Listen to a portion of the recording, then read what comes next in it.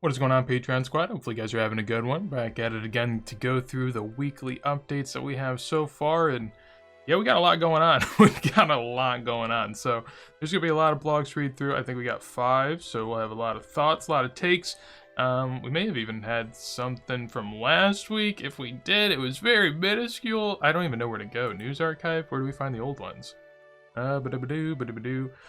Okay, so the Grand Exchange tax and item sinks, I think, yeah, I did miss that. So that's the last one. And then the finalist, I don't think I'm a finalist because people in game were saying I should be. So don't have to look at that.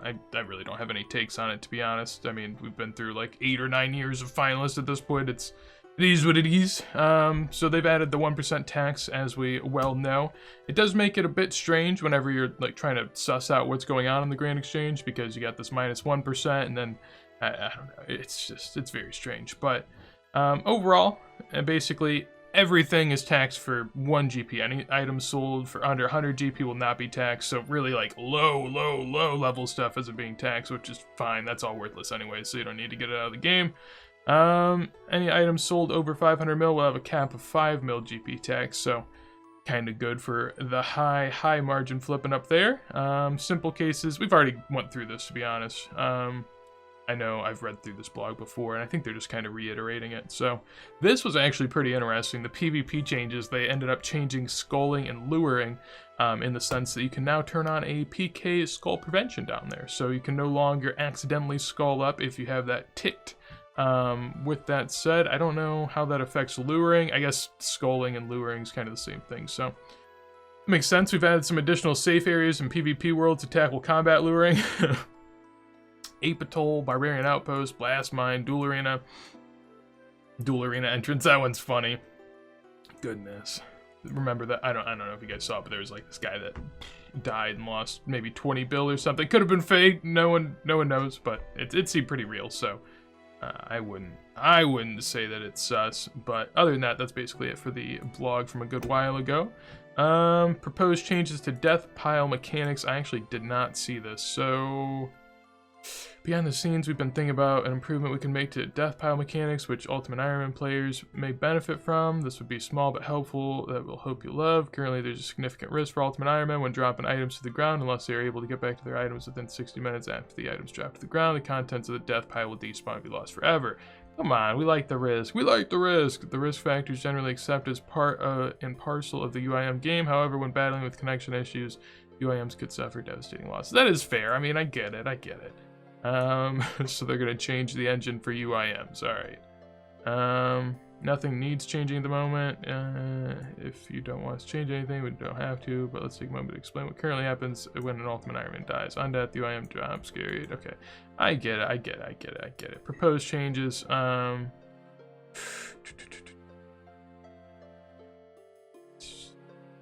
Okay. Currently, when a player drops an item, it's attached to the game world that it's dropped in. Even after you log out, the item will remain there until it despawns. The proposed change is to instead make items dropped attached to your players so that your item is saved when you log out. It will still be there when you log back in. I like that. I think that's basically all we need to know for this. Makes sense. Instead of having an item despawn after 60 minutes in game time, it'd probably be 60 minutes in logged in time, which I think that makes sense, and I'm a fan of that, even though it's spoon-feeding UIM, and I hate spoon-feeding Iron Man, because I don't need it anymore, but is what it is. The Android beta recap, we could scroll through this real quick. I don't think there's going to be much in here. Delighted to wrap up the first ever Android beta. Select group of players, bugs and issues, new bugs, and player reports. Okay, I mean, that's a lot of bugs, to be honest, so that's good. I'm glad that they were able to figure that out. Feedback responses, sensitive logout timer, or that the app has very sensitive logout timer when users tabbed out. Yeah, I noticed that in even iOS. Like, if I leave the app for like 15-30 seconds, it logs me out. It's like, come on, I just want to AFK a little bit. Goodness. Ground item markers, that'd be cool. Draw distance and FPS, that's nice as well. Sidebar, XP, tracker, UI, split screen mode. Oh, wait, okay, I didn't even know split screen mode's a thing. You can do that? I might have to figure that out on iOS. Never used it. So a bunch of suggestions, and they'll say that they're getting around to it around February next year. So that's good. I mean, I don't have an Android anymore, but if I did, I'd be happy.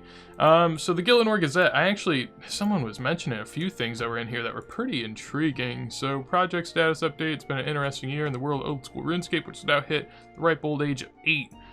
It seems crazy to think that we'll be soon to be 10 years old, among a variety of smaller updates of quality of life, including the poll 45 and 44, 75, 74, shake my head. We released a variety of content this year, ranging from new quests, blah, blah, blah, blah, blah, blah, blah. Nax is arriving, yeah, I get it. Alright, that being said, we know many of you feel that that's not been as much content for you this year, and we understand why. While in 2021 we saw some fantastic and quite frankly long overdue system improvements, they took up a large portion of the dev time. So 2022, what do we, oh my goodness, okay, let me zoom out here. What are we looking at? Alrighty, so we have next League 3, Land of Goblins. I don't even know what Land of Goblins is. I've never heard of that. Land of Goblins, PvP Arena. PvP Arena sounds interesting. I don't know what that is. Community event, Easter, blah, blah, blah, quality of life, weekly updates, Shattered Relics League, new player experience, huh? Old school RuneScape game jam week 1 test run. I don't know what this. What is this? So strange to look at, but essentially a lot of things coming is what they're trying to throw out there. This is Q1 and Q2 of next year, so that's not bad. Unlike the previous roadmap, which split the content into 2 main sections, 2022's version focuses mainly on our teams. Each colored section or roadblocks are projects assigned to a specific team. Okay, got it. January, we have Next and Leagues. February, we have Land of the Goblins. I don't know what that is. March, we have Guardians of Gillinor and Community Event Support. I don't know what that is. Beneath Cursed Sands and Easter event. I think that's the Raids 3, right? Maybe the Raids 3 quest. Yeah. PvP Arena, Dual Arena Replacement. Oh, that's interesting. Okay, you got me here. Alright, and then Skilling Update and Wilderness Boss Rework. I do like that. I mean, that's a long ways away too, so that's good. Land of the Goblins, the next installment of Cave Goblin Questline is not too far away either. We're aiming for February release, with the blog coming out in the next few weeks containing quest details. It might seem like it's come out of nowhere. For those of you not in the know, the original Land of the Goblins quest came out in 2007, just after the backup of old school RuneScape was built upon. After poking around in the files, we discovered that the majority of the work for the quest is already done. All that remains is to add a few missing parts and some tweaks to make it suitably old school RuneScape. Okay, after this, pending a passive poll, we can finally continue Xanix's story. Nice. Oh, you can wear some goblin mail. That's fire. Alright, that's what I needed. That's what I needed in my life. Guardians of Gillinor in last year's December Gazette. In short, it's a fun and interactive way of training rune crafting that fits alongside the existing methods while also offering a different way to train the skill. We see many players asking for a new way of training rune crafting. We think this could be the answer. The community event support involves mostly... That's actually pretty interesting. I wish I had more info on that. Behind the scenes changes to help make it more community-driven events. That we'll be looking into changes. Nothing too crazy there. Examining the experience of new players when they first step in. Oh no, they're dedicating a team to try to handhold new players that enter the game. Sounds like unnecessary updates that are going to change the free-to-play area to help make people seem more welcomed, when in reality, the only reason people really quit old school RuneScape is because, you know, this shit takes a lot of time. So, I've never understood it, because at the end of the day, if you don't have the patience, if you don't have the time to figure out what's going on in the early game, you're not going to have the patience or time to actually play the game. So I've always just thought that that's the stupidest thing, but that's just me.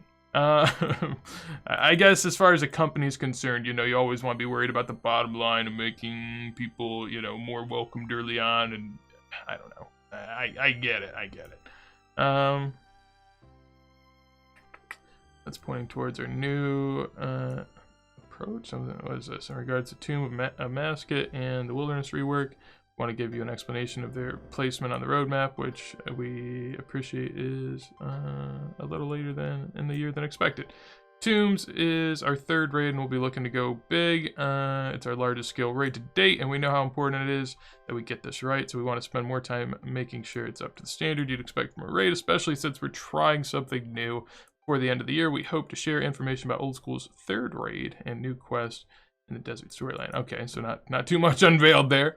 With the new team structure, we've dedicated resources to focus on PvP and similar activities. We know PvP has been an underserved segment of the community in recent years. For the entirety of old school RuneScape, you mean? We don't want it to be the same with 2022. With the dual arena removal happening imminently, the initial focus of the team will be on the replacement, the PvP arena. Following this, the team will then move on to the wilderness boss rework. Okay, well that's just a bossing rework, which is pretty sad, so is what it is. And then we also know that many of you want to see Bounty Hunter return. We hear you loud and clear, and as such, we are hoping to deliver in the second half of 2022. We still have a lot of work to do with the design that prevents abuse of live previous iterations. It makes sense. Want to take a moment to apologize to those of you that were looking forward to the upcoming changes, especially the wilderness boss rework. This project we've delayed multiple times now, so we understand the skepticism around this ever happening. We're sorry, PKers. We're terrible, but man, year 8, that's going to be our year. That's going to be our year. Okay. I don't know what this is. Alright, this must be like the rune crafting thing? Damn. Dude, this freaking Gildor Gazette is a pack. Oh my god. Alright, we're gonna have to start skimming. Okay, well down here, this is like, this is all like lore and stuff. So okay, I guess we get to skip that. I was gonna say, I'm like, we're only halfway through this. So, oh my god. Alright, so, what do we have here? Over the past 2 years, many projects released into the game have come through the, ideation backlog. For anyone interested, here's some of the most notable. I'm guessing these are just like a bunch of ideas that they've had stockpiled. Some people chose to work on ideas alone, while others formed teams. Alright, so it's like sort of group projects. Latest pitches, Fairy Tale Part 3, Among Thieves. In this master level finale to Fairy Tale, you must help the Fairy Resistance deal with the Fairy Godfather once and for all.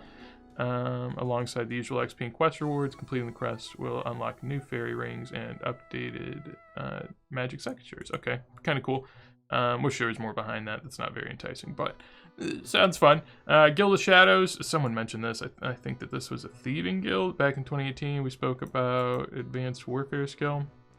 It's a Call of Duty game. Hopefully you realized by now that it was in fact an April Fool's joke. Oh, nice. Okay, all right. Beyond tactical nukes and okay, I think they're memeing about Modern Warfare. It seems we have accidentally designed something with real potential. Through the meme spawned true in-game content. All right, new guild for thieving. It focuses on completing various tasks. And essentially, you complete contracts that will earn you reputation within the guild, which can be exchanged for XP and other rewards. Not bad.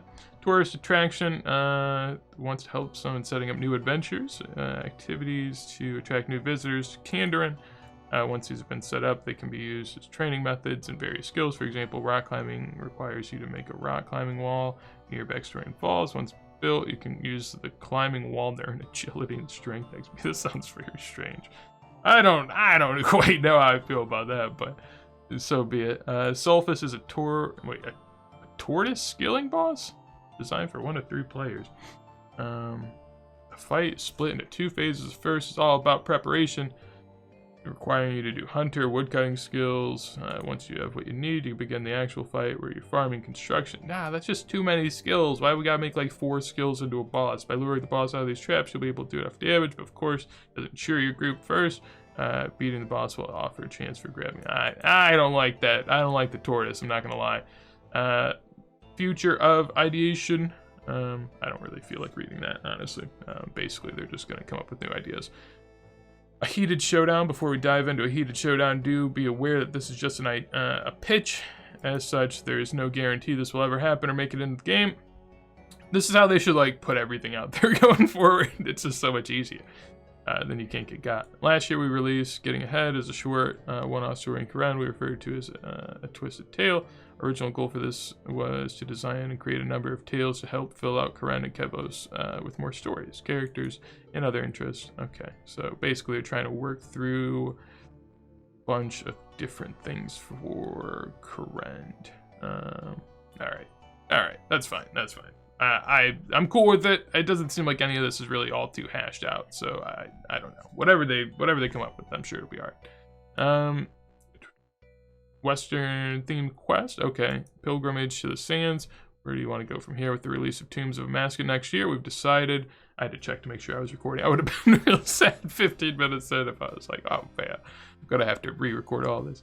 The quest then went through a lot of iteration with a bunch of questions we need to answer. Where should it start? Blah, blah, blah. These aren't questions you have set in stone yet, but things we considered throughout the design phase. So basically, desert quest is what they're saying.